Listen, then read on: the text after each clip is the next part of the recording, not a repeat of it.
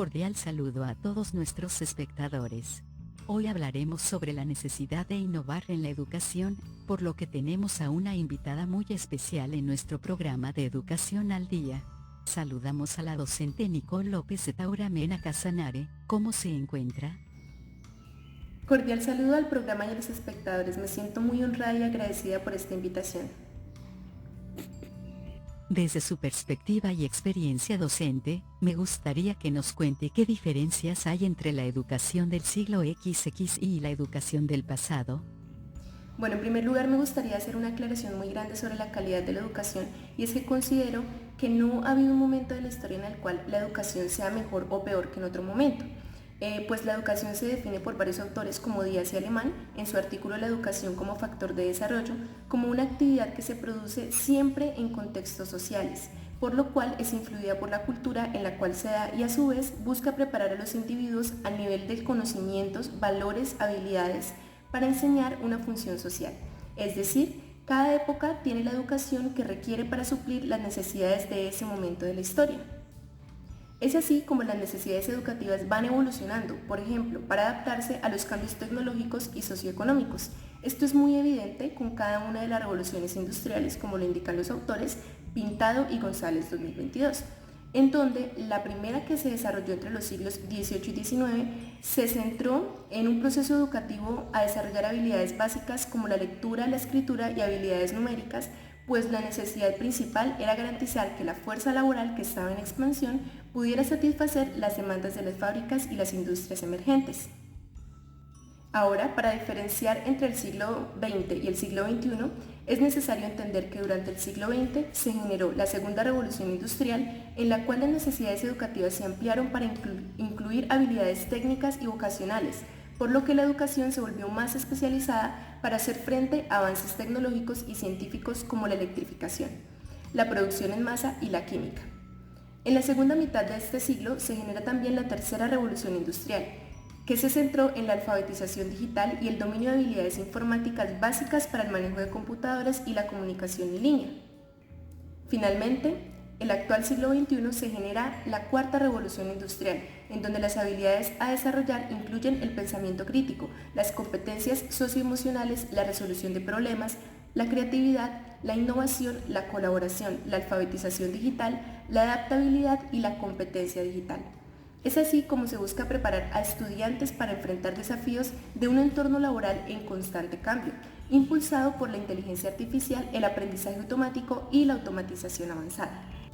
De esta manera, actualmente tenemos a disposición un amplio acceso a la información de manera digital, con un sinfín de recursos en línea que permiten aprender de manera autónoma, y asimismo se desarrolla un aprendizaje cada vez más personalizado, entendiendo que cada estudiante posee sus propias condiciones para poder aprender. También se hace un uso constante de la tecnología en el aula, lo que facilita y promueve un aprendizaje colaborativo y global. Finalmente, el enfoque se da hacia el desarrollo de competencias y no de contenidos, pues la meta es permitir a los estudiantes adaptarse óptimamente a un entorno cambiante. Muy interesante, sobre todo porque se entiende que la educación no es un proceso estático, sino que debe adaptarse a las necesidades que la sociedad tiene en cada momento de la historia. A propósito de la educación actual, ¿qué actores considera que intervienen en la educación del presente siglo? Bueno, considero que como en todos los momentos de la historia, actualmente los principales actores son el docente, los estudiantes y las instituciones educativas. Sin embargo, la cantidad de actores que participan en la educación actual se ha ampliado en la misma medida que la educación prioriza lo público y la construcción colaborativa del aprendizaje en relación al contexto. Es así como cada vez identificamos más participación de los padres de familia, del gobierno, de las autoridades educativas, a los cuales también se les exige cada vez mayor intervención, y en ocasiones organizaciones no gubernamentales e incluso la misma tecnología.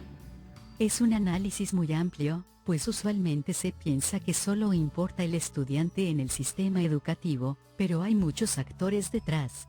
Para finalizar, me gustaría que nos contara cómo considera que deben ser en el presente siglo. 1. La activación de saberes. 2. El proceso de enseñanza y aprendizaje. Y 3. La evaluación.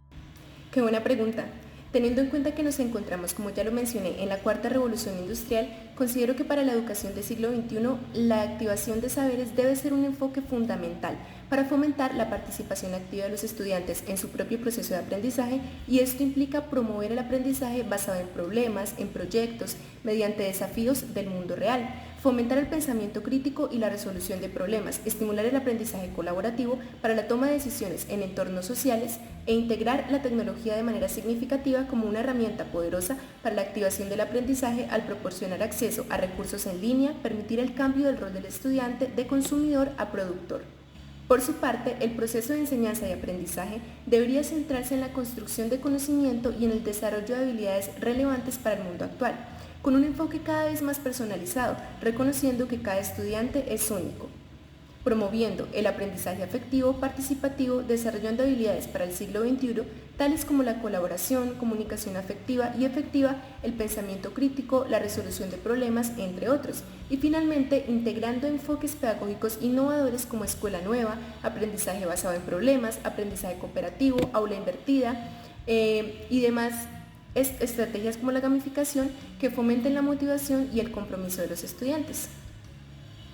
Para concluir esta pregunta, la evaluación debe ser vista como una herramienta para medir tanto la calidad del material o la sesión diseñada por el docente como el progreso del estudiante, proporcionando retroalimentación para el aprendizaje continuo.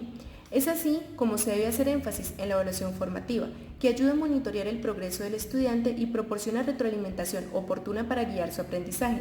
Realizar una evaluación auténtica que parta de la individualidad del estudiante y sea integral, y enfocarse en evaluar habilidades para el siglo XXI, midiendo el desarrollo del pensamiento crítico, la resolución de problemas, la creatividad, la comunicación y la colaboración, usando siempre las tecnologías para promover la participación activa.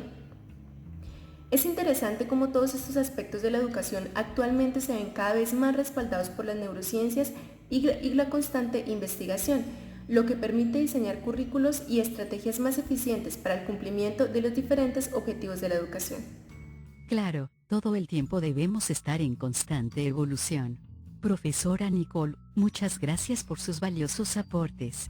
Esperamos que nos acompañen nuevamente en nuestro programa y agradecemos a todos los espectadores que se mantienen a la vanguardia con Educación al Día.